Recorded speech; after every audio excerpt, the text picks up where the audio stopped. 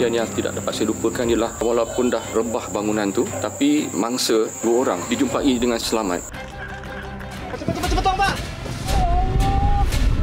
Memang trauma. Saya rasa itu adalah pengakhiran nyawa saya. Bismillahirrahmanirrahim. Paling menyeronokkan ialah menyerampang udang galah. Kita boleh pilih yang saiz yang kasar-kasar kerana air sungai jernih.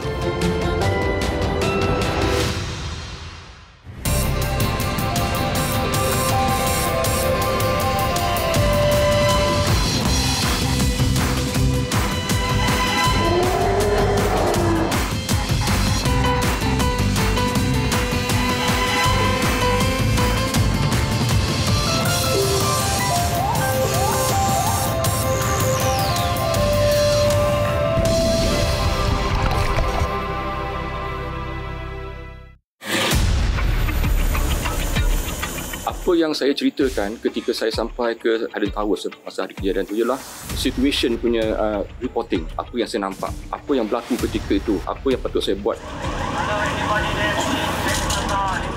Kejadian yang tidak dapat saya lupakan ialah walaupun dah rebah bangunan tu, tapi mangsa 2 orang dijumpai dengan selamat. Jadi semua orang bertepuk tangan masa tu. Satu kejayaan sebab kita dapat mengeluarkan mangsa hidup.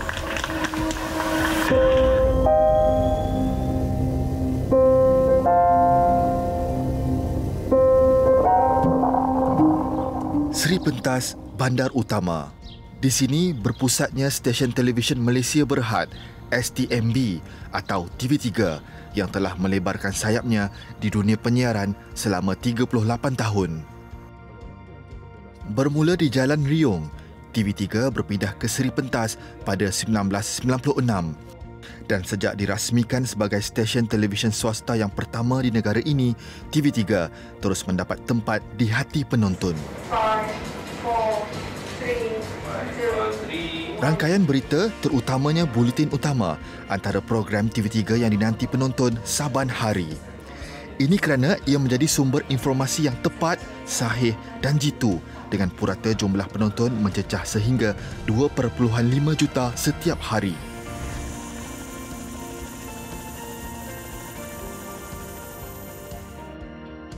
Antara laporan ikonik yang masih kekal diingatan ialah tragedi runtuhan bangunan Highland Towers di Hillview, Hulu Kelang pada hari Sabtu jam 1.30 petang 11 Disember 1993 yang meragut 48 nyawa. Sejak tragedi itu, atas faktor keselamatan, penghuni 2 lagi menara bersebelahan telah diarah keluar dan kini sepi tak berpenghuni. Setelah 28 tahun, apa yang tinggal di tapak kejadian runtuhan itu hanyalah rangka bangunan tinggal yang semakin dimamah usia.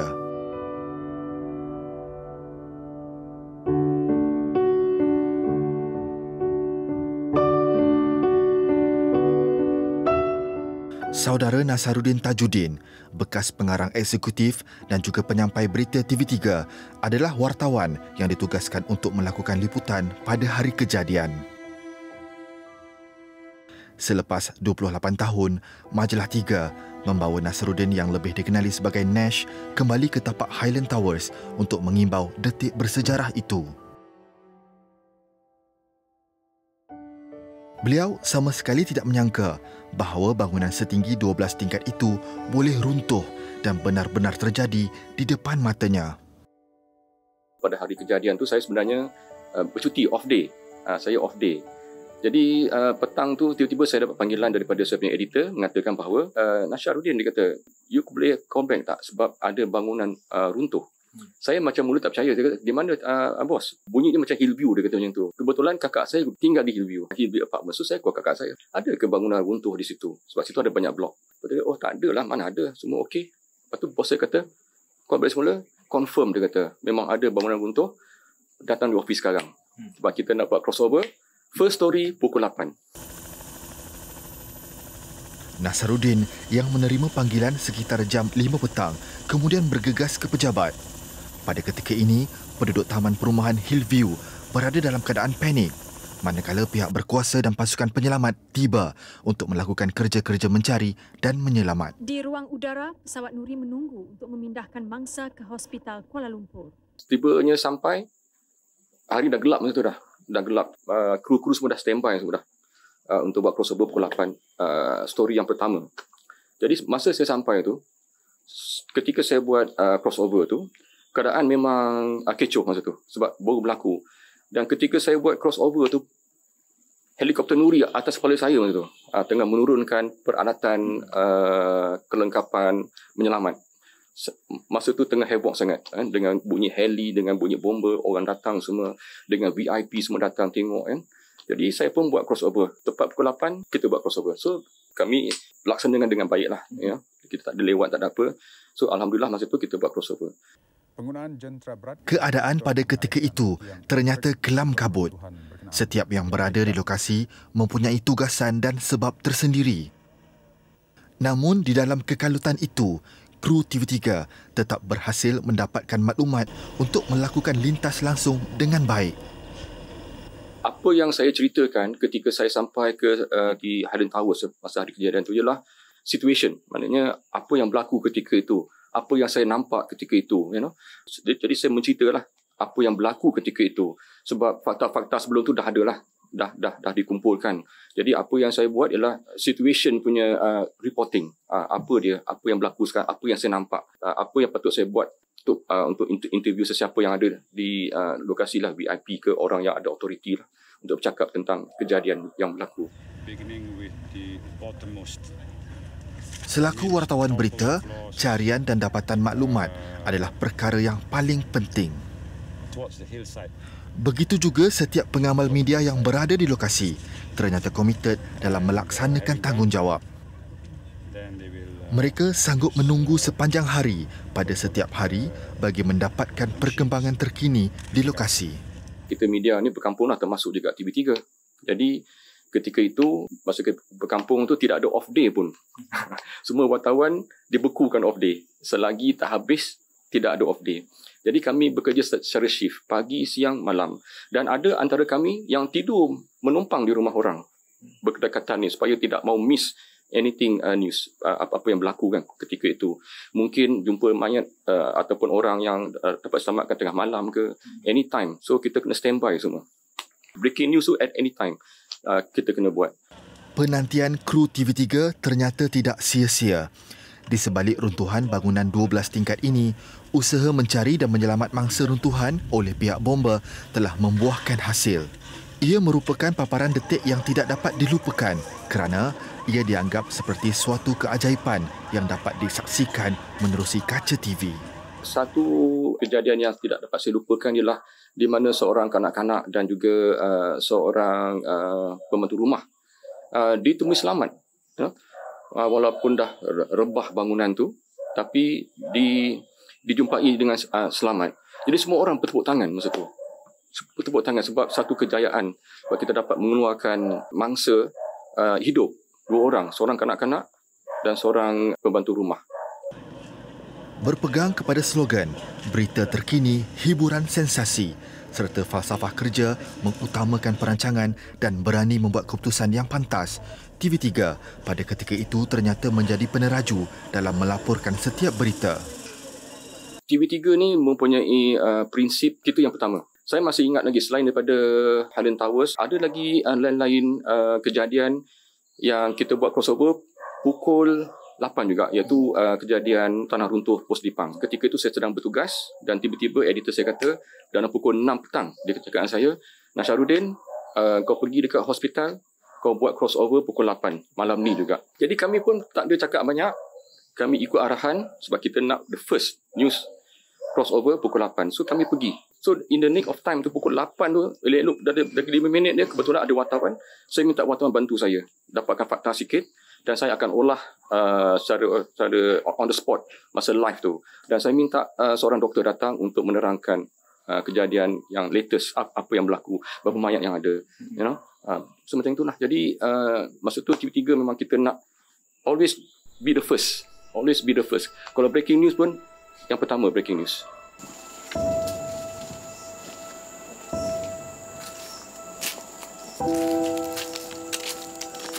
Yang telah pergi diingati dan yang masih ada dikasihi. 48 jiwa yang telah terkorban nyata memberi kesan kepada setiap ahli keluarga yang terlibat.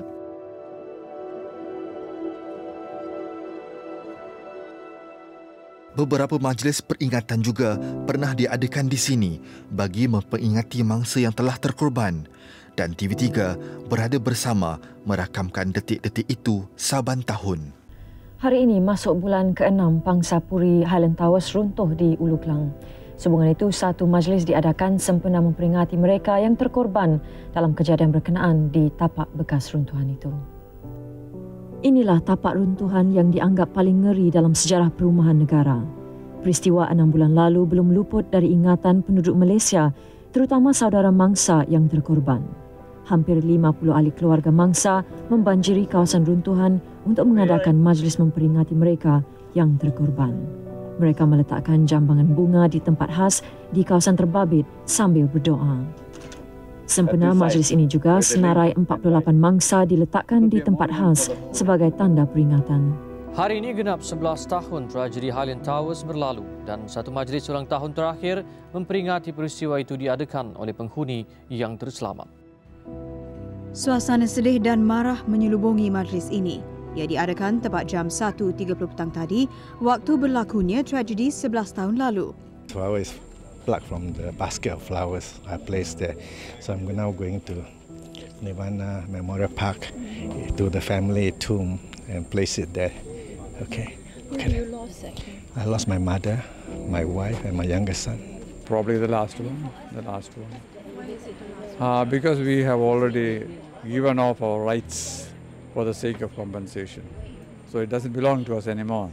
So no point in coming. Sejumlah 52 juta ringgit diberi sebagai pampasan kepada mangsa tragedi dan ia menjadi tidak bermakna jika bumi yang hijau kian pudar.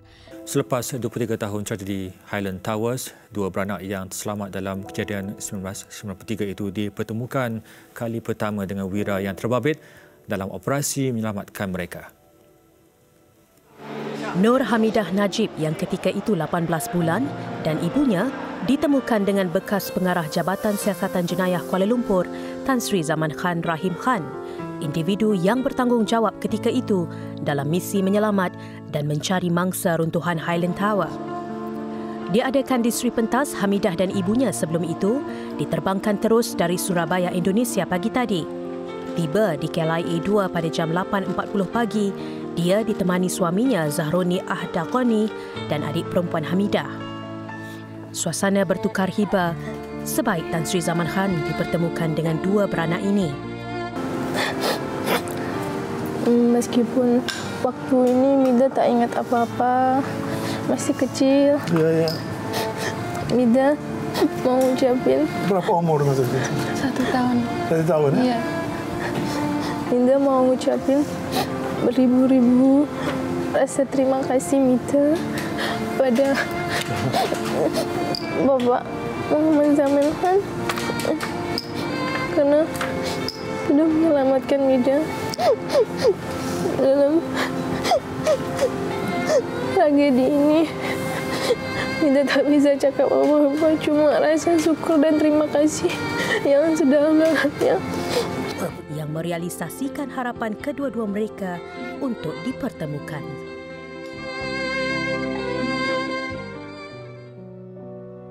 ...28 tahun selepas berlakunya tragedi, Highland Towers kini terbiar usang di pinggir bandar. Umpama Tugu tidak dilawati, melihat hasil tinggalan ini memberi perasaan duka dan hiba. Semoga kejadian yang pernah berlaku di sini dahulu dapat memberi iktibar kepada kita semua.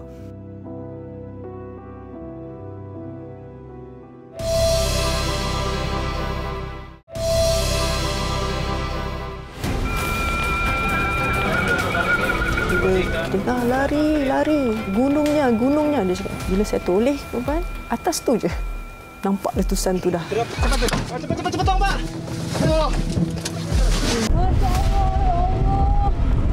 Memang trauma. Saya rasa itu adalah pengakhiran nyawa saya. Sampai di bawah, aku baru sadar kalau waktu itu ternyata umur kami hanya sepersekian detik.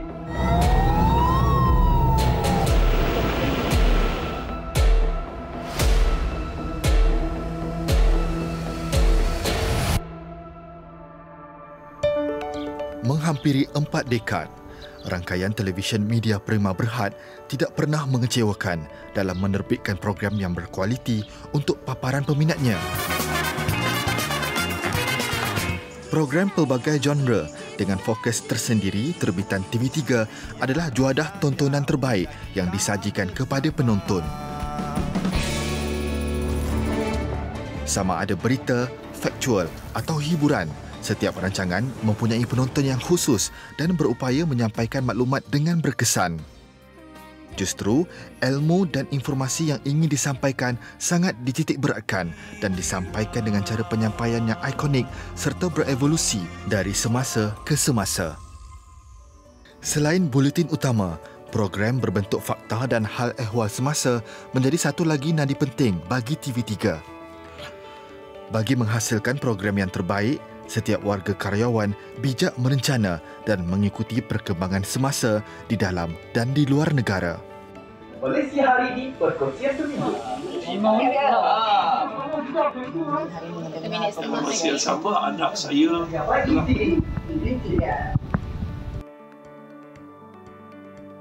Bagi Nurul Fariha On, wartawan penyiaran yang kini seorang penerbit, hampir 20 tahun bersama TV3, pelbagai pengalaman telah ditempuh menerusi program yang pernah dikendalikannya. Antara yang paling memberi kesan ialah program dokumentari Majalah 3. Ketika itu saya masih junior, wartawan junior. Bila dipindahkan ke program Majalah 3 itu adalah satu tanggungjawab yang sangat besar. Kita pun takut dengar macam Majalah 3, adakah kita ni mampu kan, kita wartawan junior masa tu mampu untuk lakukan. Tapi masa tu pengurus besar dia panggil saya, dia kata kalau I letakkan you dalam satu program yang baru sebab you dah buat Medik TV, you dah buat bersamamu, you nak tak? Cakap, saya kata okey, saya boleh. Bila dia sebut Majalah 3 je, seminggu tak boleh tidur sebab kita fikirkan bahawa Majalah 3 tu alamak besarnya program ni, takut je kan. Saya tanya, saya kata boleh ke saya buat sebab saya baru lagi. Dia cakap it's okay, you boleh buat. I believe that you can do it. Just prove to yourself and prove to me I know you can do it. Menerusi dorongan dan tunjuk ajar, sedikit demi sedikit pengalaman dikumpul bagi memperbaiki kualiti penerbitan. Fariha juga percaya bahawa jika seorang ketua itu pandai memimpin dan melorongi anak buahnya, peluang yang luar biasa itu pasti akan tiba.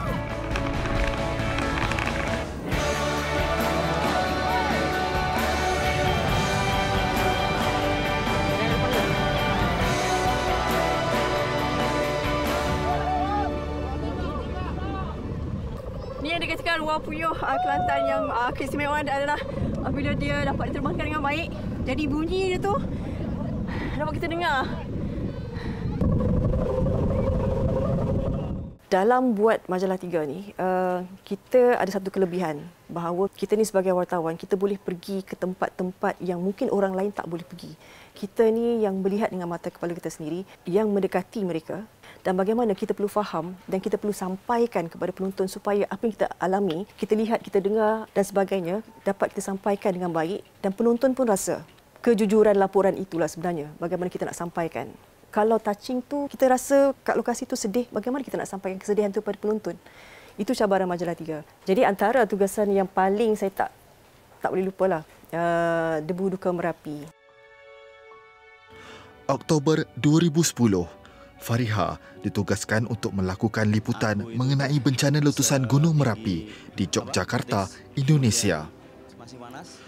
Tugasan itu kemudian telah membawa Fariha ke sebuah pusat pemindahan sementara. Di sini, dia bertemu dengan seorang perempuan dan keluarganya yang kehilangan ketua keluarga akibat debu panas Merapi. Bapak emang hanya bapak aja yang orang warga Kaliadem yang belum ditemukan. Akhirnya kakak saya ke sana, ternyata bapak di situ udah nggak ada. Saya cakap dengan dia, kalau saya nak bawa awak dan mak pergi balik ke rumah untuk kita buat syuting, boleh ke? Kebetulan dia nak cari KTP. KTP tu kad pengenalan. Tapi dia orang tak ada peluang kan, dan tak ada transport nak pergi ke sana. Jadi kita berhubung rapat dengan penduduk di sana, dengan sukarelawan di situ. Dia kata kalau nak pergi boleh tapi kena pagi-pagi. Sebab biasanya Gunung Merapi ni tidak aktif pada pagi. So pagi esoknya hari keempat tu saya bawa dia, ambil dua beranak ni. Kita bawa naik kereta pergi kat situ, jadi orang kampung tu dah tolong dah. Dia buka ada satu laluan tu untuk kami je. Naik ke atas, sempat pergi ke rumah dia. Inilah pemandangan. Berjaya membawa keluarga tersebut pulang ke rumah mereka, memberi dimensi berbeza kepada keseluruhan tugasan ini. Fariha dapat melihat dengan lebih dekat kesan letusan debu Gunung Merapi terhadap penduduk dan kawasan yang terkesan. Ia pengalaman yang tak akan dapat dilupakan. Bila kami sampai tu, juru kamera saya, Dodi, dia macam ada satu perasaan yang macam, Riri, kita harus cepat. Saya kata, kita tak biasa. Bila kita sebagai wartawan nampak tu semua story, semua macam, kita kena ambil semua. Saya buatlah syuting pun semua lebih kurang dalam 1.5 jam kat situ. Kami lama kat situ.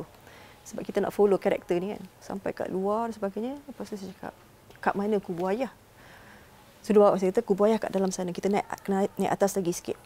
Saya kata, okey, boleh kita pergi? Boleh. Kita pergi. Bila kami turun ke bawah, sikit lagi. Dalam 50 meter nak sampai. Tiba-tiba saya dengar suara sukarelawan tu menjerit. Lepas tu bila kita dengar, lari. Gunungnya, dia cakap. Bila saya toleh, atas tu je. Nampak letusan tu dah. Cepat tolong, Pak. Masya Allah, ya Allah.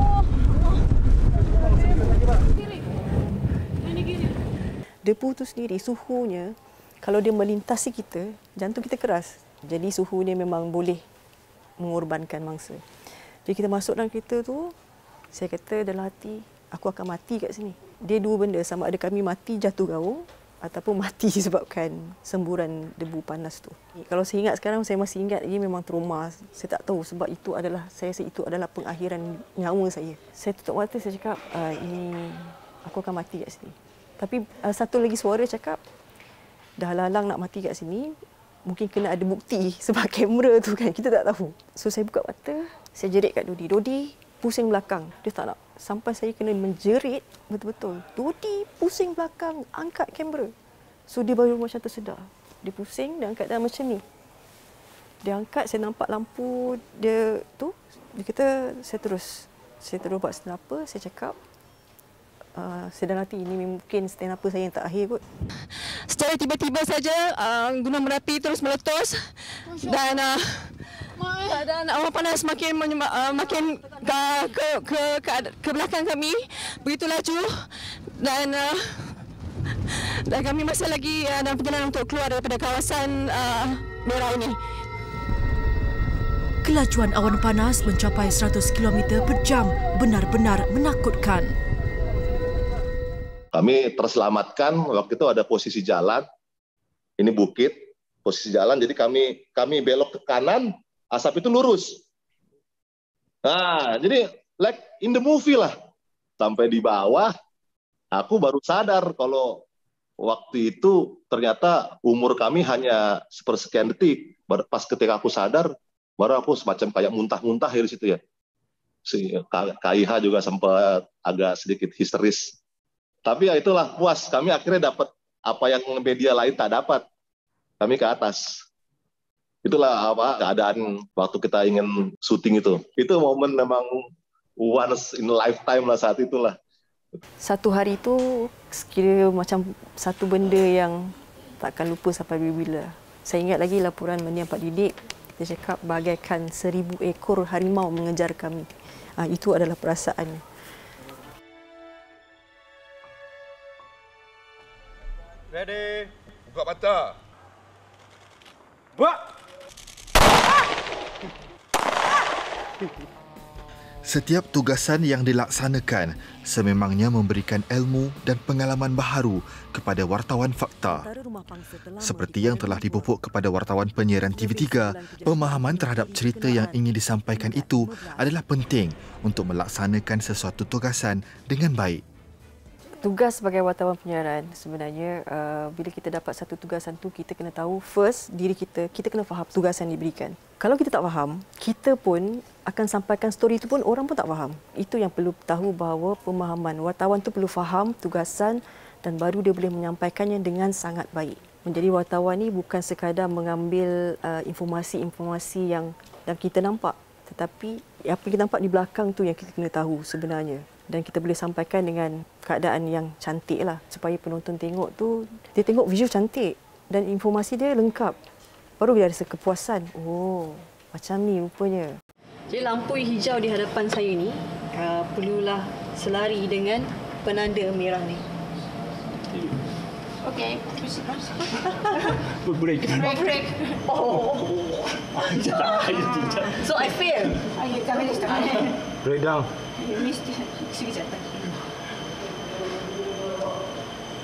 Saya gagal menempatkan penanda merah tu dengan lampu hijau. Okey. Wartawan ialah penyampai pertama penghubung informasi sahih. Mereka menjadi jambatan dan penyalur maklumat dari lokasi kepada penonton yang tidak berada di tempat kejadian. Demi tugas ini, wartawan TV3 sanggup berhadapan dengan pelbagai situasi walau kadang-kala mengancam keselamatan diri sendiri.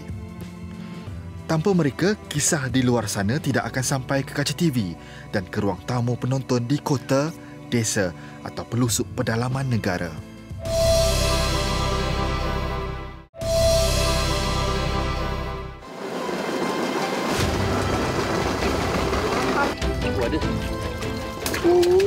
Alhamdulillah Joy.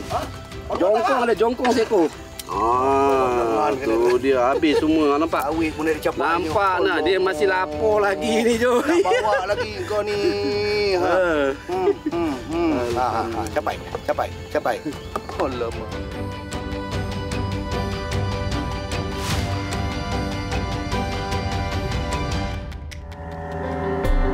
Menyelusuri sungai demi memburu hasilnya. Udang galah sepit biru menjadi taruhan.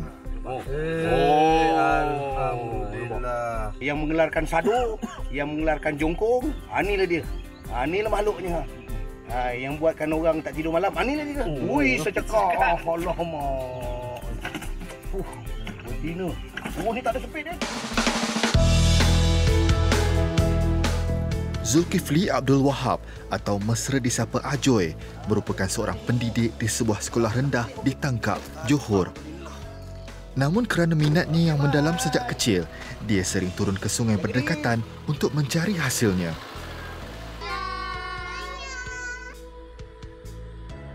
Perjalanan dari rumahnya di Bukit Gambir ke Sungai Gersik hanya mengambil masa selama 10 minit.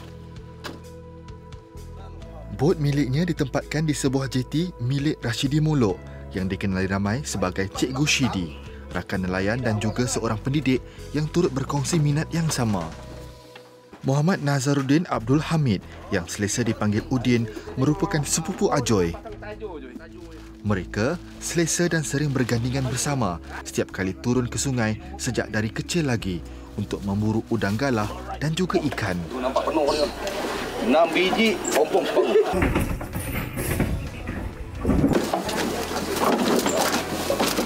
Bismillahirrahmanirrahim. Padu mantap. Walaupun mereka sering turun ke sungai hampir setiap hari, Ajoy tidak pernah mengabaikan tanggungjawabnya sebagai seorang pendidik. Kalau sewaktu hari bekerja, kebiasaannya saya akan berkhidmat ataupun bekerja pada waktu pagi.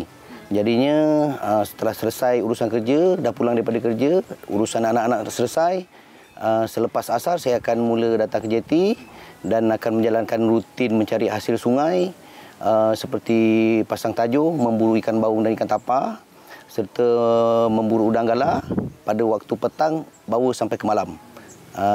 Kalau hari bekerja mungkin selewat-lewatnya pukul 1 ke 2 pagi saya dah balik. Kalau hari cuti memang sepenuhnya daripada pagi, kadang-kadang sampai jejak ke pagi. Okey, 2 lagi jom.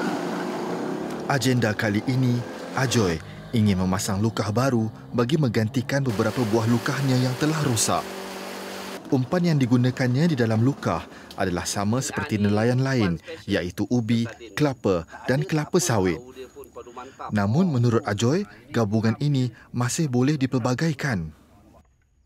Kelapa sawit keluarkan minyak, ubi bau masam, kelapa masam-masam tengik wangi. Macam kerisik jadi ya dalam tu. Sardin tambah perisa Pak Haji. Itulah tujuan dia. Tapi ini kita punya ikhtiar. Kalau Ada juga orang kata, aku pakai umpan sebiji 2 pun boleh masuk. Betul, itu rezeki. Ini ikhtiar kita orang. Macam tu dah.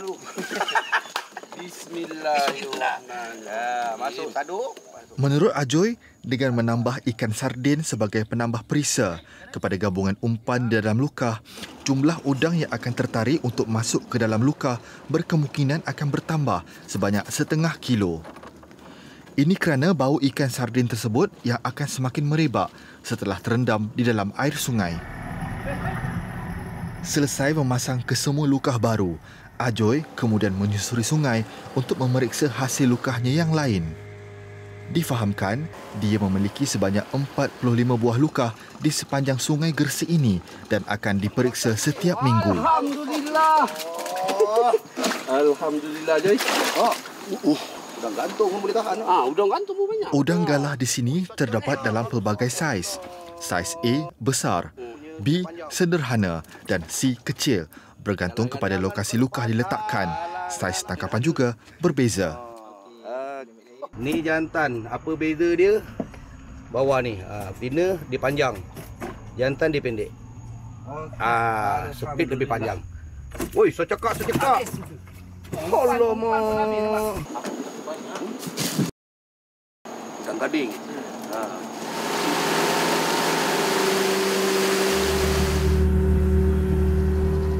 Pemeriksaan lukah kemudian diteruskan ke lokasi seterusnya. Selain saiz, jenis udang galah di sungai ini juga turut mempunyai variasi. Untung jantan cekor dah ni. Jantan cekor dah ni. Semua betina.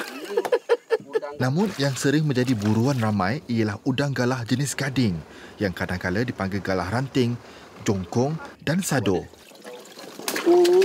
Alhamdulillah, Joy. Jongkong seekor. Tu dia habis semua. Nampak? Awik pun dia capai. Nampak nak dia masih lapar lagi ni, Joy. Nak bawa lagi kau ni. Capai. Alamak. Ni tanda dia makan habis. Ini yang baru. Ini yang lama. Betul-betul dia cubit. Memang dia makan. Sikit sampai habis macam ni. Ini macam sungguh aja. Umpan yang telah habis dimakan udang akan ditambah semula untuk tangkapan seterusnya sebelum lukah lain diperiksa. Namun berikutan keadaan cuaca yang agak tidak menentu, Ajoy dan Udin hanya sempat memeriksa sebanyak 5 buah lukah sahaja untuk kali ini. Hasil tangkapan hari ini walau bagaimanapun tidak mengecewakan. Idaman pemancing ni. Alright, dah habis. Oi. Alhamdulillah hasilnya. Saya cakap 5 biji lukah. Udang galah Sungai Muar. Selain memasang lukah, terdapat pelbagai cara lain lagi yang digunakan Ajoy untuk menangkap udang. Keseronokan mendapatkan hasil tangkapan dengan cara ini juga berbeza. Lain orang lain cara. Kalau saya sendiri, bagi diri saya, aktiviti yang paling menyeronokkan ialah menyerampang udang galah. Kenapa? Sebab kita boleh pilih saiz udang galah kerana air sungai jernih. Kita boleh pilih yang saiz yang kasar-kasar. Kalau kita menyerampang ni, hasilnya memang lebih banyak daripada kalau kita memancing dan juga memasang lukah. Kalau pasang lukah, kita akan tengok seminggu sekali. Kalau saya menyerampang, kadang-kadang boleh dapat sehingga 13 kilo satu malam. Aktiviti menyerampang bagi saya itu amat istimewa bagi saya lah. Alhamdulillah. Ada 2 grup. Sado saja berapa ekor ni? 32. Sado saja 32 ekor bang. Sado saja. Tu yang kecil-kecil. Sado saja bang. Babun-babun bang. 32 ekor. Okeylah, kita nak balik. Dah nak hujan. Dah nak hujan dah.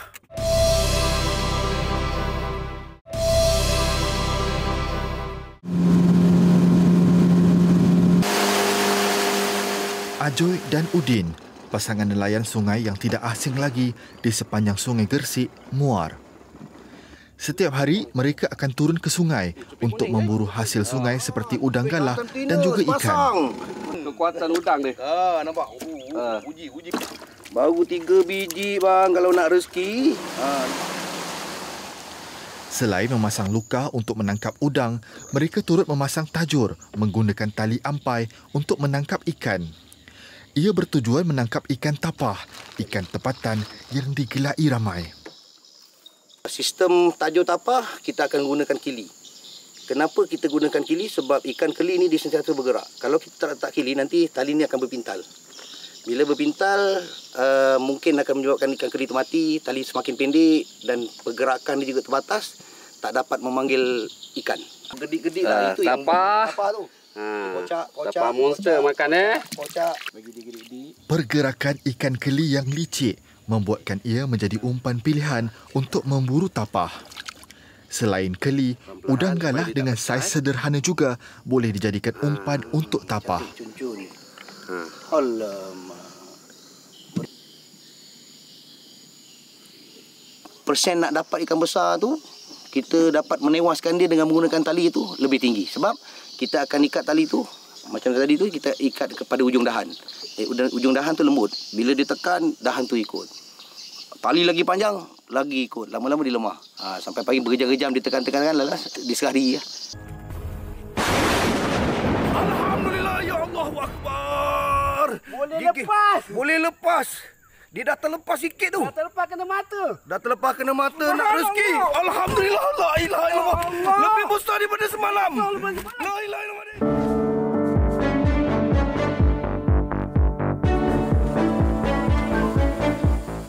Aktiviti menajur kebiasaannya akan diteruskan sehingga waktu malam. Ini kerana terdapat beberapa jenis ikan tertentu yang hanya akan keluar pada waktu malam.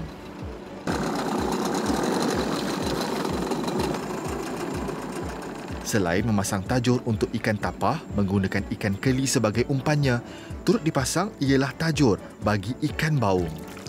Umpan untuk ikan baung berbeza daripada umpan untuk ikan tapah.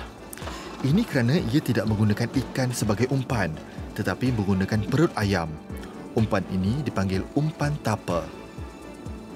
Untuk menghasilkan umpan tapa, perut ayam digaul bersama minyak, telur itik, kelapa parut dan beberapa lagi bahan lain sebelum diperap selama sebulan. Aroma yang terhasil akibat perapan ini ternyata sangat tidak menyenangkan. Namun, bau inilah yang menjadi kegemaran ikan baung.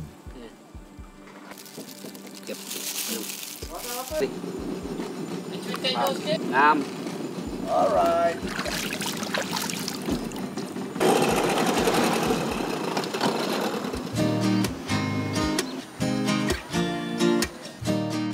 Keesokan harinya, tajur akan diperiksa jika ada yang mengena. Kebiasaannya hanya 1/3 daripada keseluruhan tajur yang telah dipasang akan mengena. Berikutan, ia dimakan oleh ikan-ikan kecil. Duri tu kalau kena tak dampun. Memang injection Buang dulu. Ni.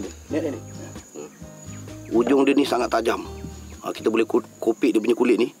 Ni sangat tajam. Kena sekali memang boleh tembus punya. Dia boleh termasuk ke dalam. Saya pernah kena. Terbenam macam ni juga. Kat peha. Seksa azab kebas satu kaki. Dia punya syok pada bau. Inilah dia.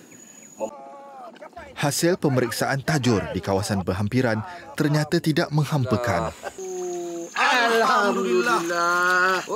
Kita dah ada baung lawi, kita ada tapah tembakau. Walaupun tak berapa ada saiz, tapi ikan kayangan. Di kawasan Johor ni lah, khasnya daerah Muar ni, tapah ni daripada zaman dulu memang makanan favourite dia orang. Dia orang akan, kalau kita letakkan tapah dan patin tu, dia orang akan pilih tapah.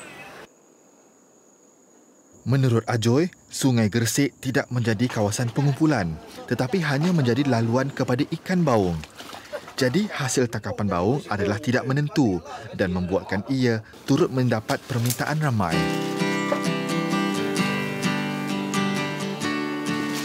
Baru mantap. Sediakan. Lemak.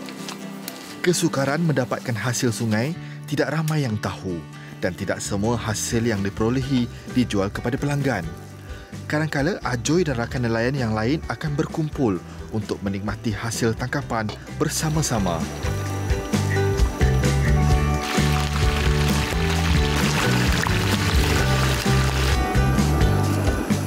Menurut rakan nelayan Muhammad Farid Abdullah yang juga seorang tukang masak, Baung enak dimasak dengan kuah asam rebus.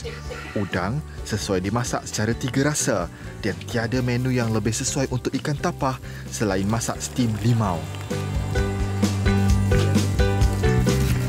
Okey, kita boleh masak. Apa yang kau masak ini, Gire? Ini saya masak. Pertama, jom. patin, limau, baung, asam rebus, udang 3 rasa, udang goreng kunyit, sambal getuk, ulam timun. Allahumma walhamdulillahi alamin. Amin. Jemput makan. Dulu ada mata pancing apa dalam? Menu tak sedap. Ni ikan tapah ni. Betul. Lembutnya. Wah, sedap lah. Kesegaran dan kelembutan hasil sungai yang baru diperolehi jelas dirasai. Lebih-lebih lagi jika dinikmati bersama.